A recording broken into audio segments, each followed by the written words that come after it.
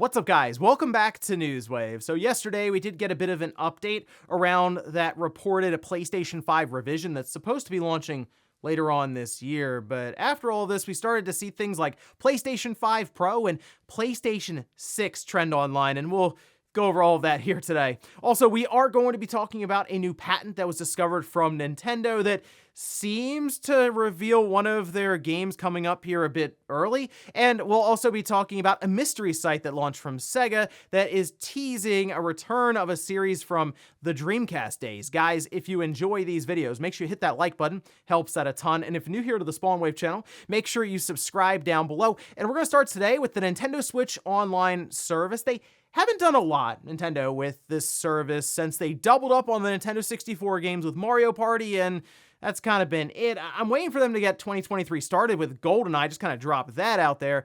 But in the meantime, they have those game trials that they'll give people access to a game for about a week, and then you can buy it at a discount if you like it. And, well, we can see this on Twitter from Nintendo of America. Active Nintendo Switch Online members from January 24th at 10 a.m. Pacific to January 29th at 11:59 p.m. Pacific, you can download and try the full Uno game at no additional cost. Wow, that's impressive stuff right there. It's not a very compelling offering there, I'll say. I feel like a lot of people probably looking at this saying, all right, what else you got? And yeah, obviously the Nintendo 64 titles. When was the last time we really got a good Nintendo or Super Nintendo drop? The last thing we got was Genesis, but really nothing with Nintendo and Super Nintendo on like that base tier. So I guess this is the next thing for the base tier with this Uno free week. So I guess it's something, but it's not exactly anything that's that meaningful necessarily. Again, I'm more thinking, okay, where's GoldenEye or some other meaningful drops from the Nintendo 64 library, even get some more Super Nintendo games going. Also, we did get that release date locked in for WWE 2K23. We already heard rumors and talks of it launching in March. It does indeed look to be the case, which we can see this over on VGC.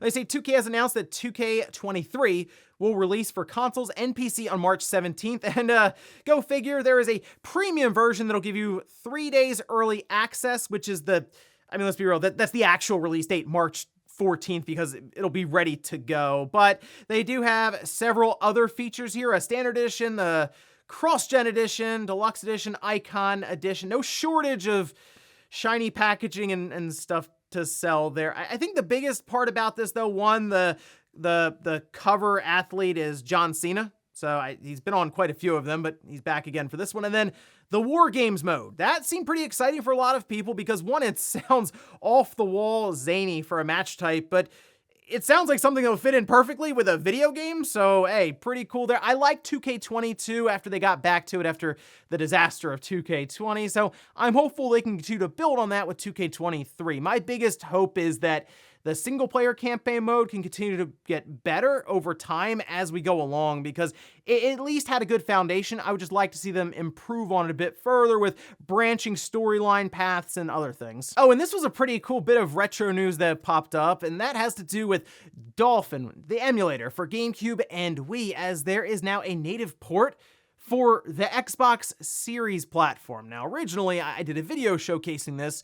You could go on RetroArch and use that to load up Dolphin, but it wasn't well optimized and it was an older version of it. But after checking this out and seeing MVG's video, it was very good. Go check that one out if you're curious how some of these games run and some of the additional benefits and features, things like higher resolutions. It makes the game look way better, and the fact that it runs on the Xbox Series is just this very strange thing to see in motion, but pretty cool. I would check out MVG's video if you're curious about how to get this on your Xbox Series X or even your Xbox Series S. And guys, with some of the quick news out of the way, let's get into the bigger stuff. Let's start right away with the PlayStation 5, the PlayStation 5 Pro, and the PlayStation 6. All of that came up yesterday because we are anticipating a revision of some kind for the PlayStation 5. But I think it is leaning more towards the silent or very quiet revision. The biggest feature appears to be the detachable disk drive that's been talked about at length now, but now PS5 Pro is getting in the mix, and it's getting kind of all over the place. But first, let's take a look here on Twitter. This is from Tom Henderson, who has been following along with this story for the last 8 or 9 months or so. But we can see this post up where he says, on all the PS5 Pro Slim rumors, I don't think it's a Pro or Slim. My understanding is that it's just Gen 2 of the regular PS5. The normal PS5 will cease production at the end of this year, and the new model will start in April and begin selling in September. Sony wouldn't cease production of the Gen 1 PS5. They had different consoles in production for different price points or specs. The new PS5 will reduce costs in production and shipping because they can produce just one console with a detachable disk drive. As for if there's going to be a Pro version of this generation, I'm not entirely sure. It doesn't feel like the regular version has been fully utilized yet and probably won't be en masse until the end of the year.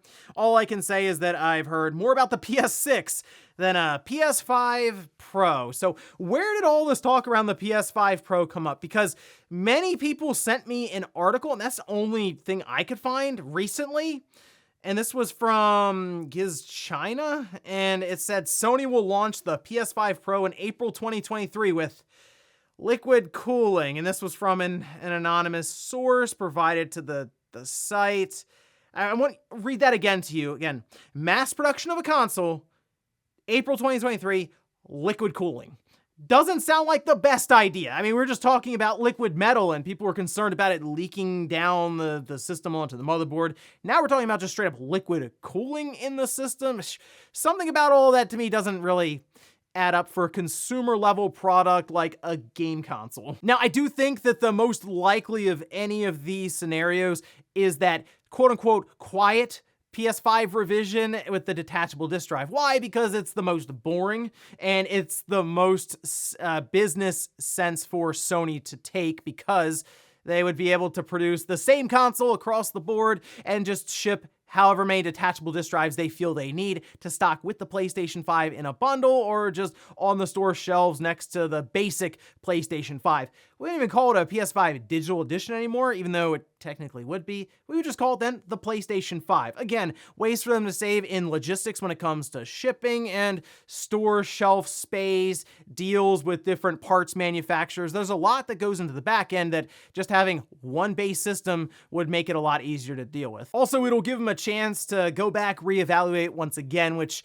they've done this a couple of times now, and work to cut back on costs around, say, the heatsink, the motherboard, other components. They've reworked the inside of the PS5 many times now, and most people haven't really noticed because the system still looks the same on the outside, and that's kind of what we're thinking may happen here with this newer Gen 2 PS5. It might look very similar to basically the same as that digital edition PS5, but maybe it has an extra port on the back that would work for the detachable Blu-ray drive that would then turn it into a physical disc-based PS5 system. But if it's going into production, they say in April, as we've seen with a bunch of other systems, it'll probably leak out online at least different images, especially if the shell looks different at all, or if we get a picture of that detachable disk drive accessory. So we'll keep our eyes out for that. Next up, let's talk about Forspoken, because reviews did drop yesterday, and it went about how I expected. As I mentioned, somewhere in the high 60s to low 70s, that range, and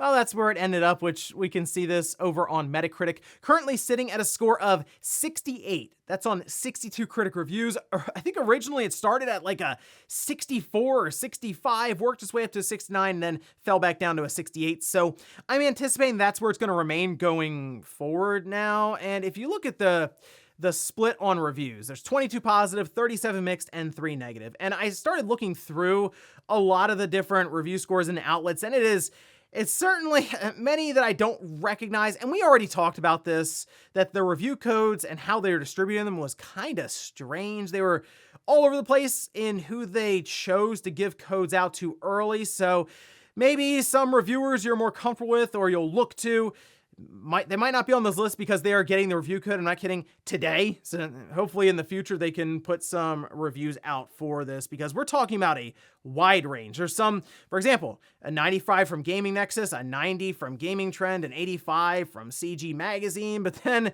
you go to the bottom of the list, you got a 40 from Hardcore Gamer, a 40 from Dexero, a 40 from Owls Gamers, you have a 50 from IGN France. I believe just IGN gave it a 6, a 50 out of GameSpot. So while the reviews are spread out all over the place, they definitely tend to trend more towards like the 60s and 70s than the perfect 10s. Now, a lot of the reviews that were more negative seem to point out things like performance in the game, which Digital Foundry did an entire video showcasing the frame rate, all the different modes. There's a ray tracing, there's a resolution, and there's a performance mode. And the quality mode in certain areas, they were recording frame rates as low as like 20 frames per second, which you get a PS5, you get the newest title that's PS5 only, like this generation, not a cross-gen title or anything. You expect the performance to be good, but then also the visual quality be equally as good. And it's the Luminous engine, it strikes again, I guess is what we can say there. Otherwise, though,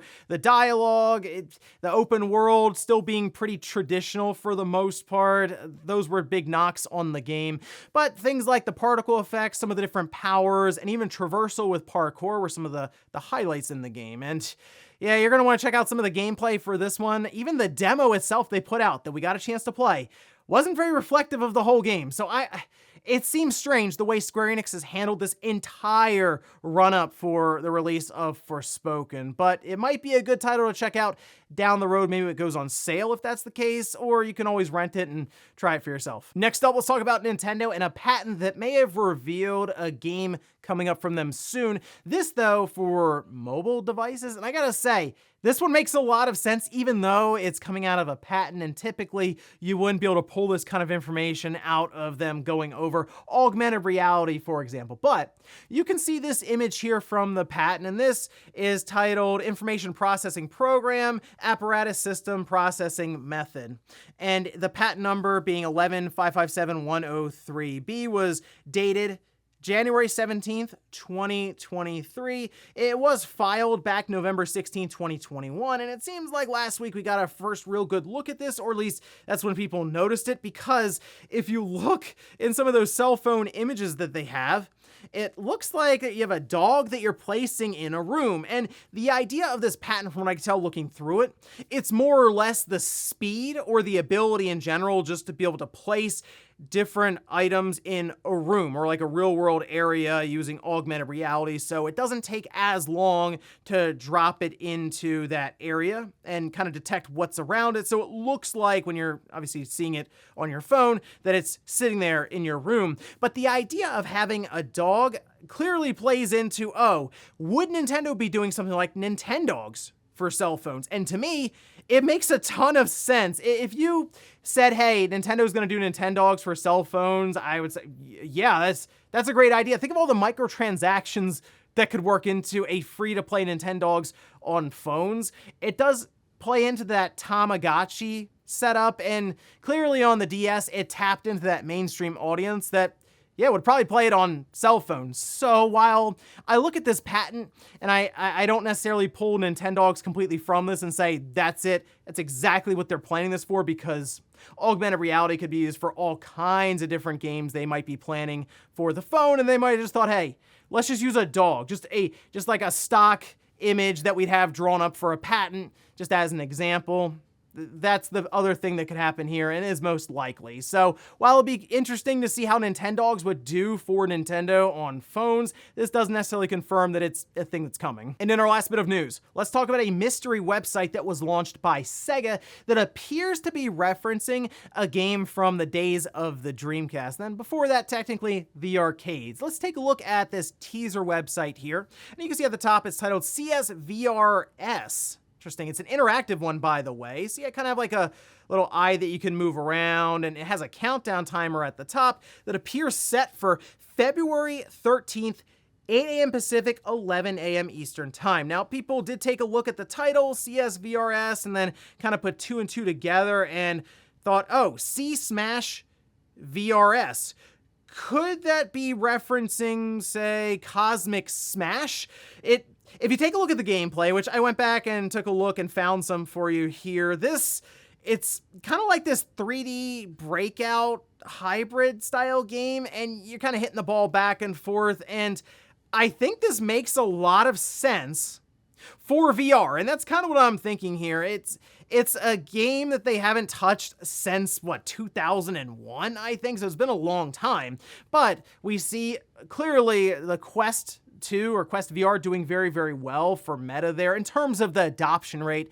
Maybe not necessarily the revenue that goes along with their metaverse push right now, but then we also have PlayStation VR 2 coming up, and seems like an interesting title for SEGA to kind of throw out there for, I don't know, maybe like 15 or 20 bucks just to see if it would catch on and maybe get like that Beat Saber push where people are really having a good time with it because it's fun and it also incorporates movement in a form of exercise. I could see how something like that, where you're hitting a ball around in like a breakout style, would be legitimately fun in like a setup with VR. And considering it wouldn't be visually taxing, say on the Quest 2, which is, weaker hardware than what we see with the PSVR 2. I mean, it's going to be using the entire PS5 for it, but it seems like something to be a lot of fun, and why not just throw it in VR and see what happens. That's what I'm expecting from this website, but be keeping an eye on it as we get closer to that reveal date to see what SEGA has for us. And before we go to the comment of the day, we're going to take a look at the poll that I posted up yesterday,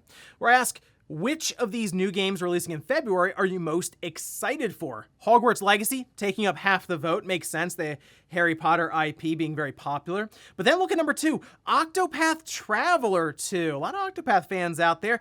I'm interested to see what the next iteration is going to look like here from Square Enix with that title. But then we have Atomic Heart, Like a Dragon Ishin, and Wild Hearts.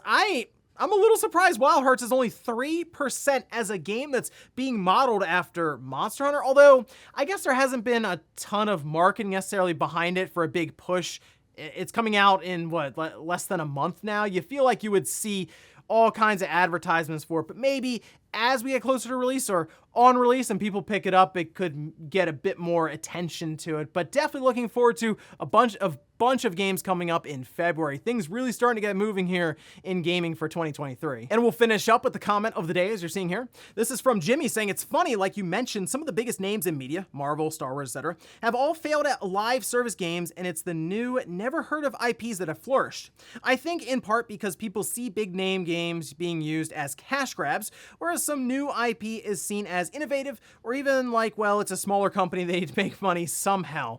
You could say that with the larger intellectual properties that, okay, they're taking the Avengers and they know it's popular right out of the gate. They can throw all of these nickel and diming mechanisms on it, the battle passes, cosmetics, etc. But I also think if you have a game like Destiny, we'll just say, Bungie has full control of that game. Whereas if you have the Avengers, you also have to tie Disney into a lot of the decision-making processes, especially when it comes to cosmetics. Apparently that is a big thing for any of these Marvel properties, anything with Star Wars. Disney has to sign off on any little cosmetic you want to do and create from scratch, just so I guess it works into their overall world building and the lore that they've established and going forward. Destiny, Bungie can do whatever they want. So that there is also more flexibility there, I would say, to be more creative and even have updates happen at a more of a rapid pace. But we've been seeing it left, right, and center with a lot of these live service games. They just run out of steam over time. Eventually, they just stop support or even shut them down completely. And ladies and gentlemen, that's going to do it here for Newswave. If you enjoyed this video, guys, hit that like button. If not, hit the dislike. Leave comments down below about everything we talked about here. Today was all the talk around a PlayStation 5 Pro and a PlayStation 6, and it turns out, it probably is just that PlayStation 5 revision, but let me know what you think about the idea of that detachable disk drive to go along with it. And then also, what about Nintendo potentially bringing Nintendogs to phones? Do you think that makes sense for Nintendo to go that route? Thanks guys for watching, and I'll see you next time.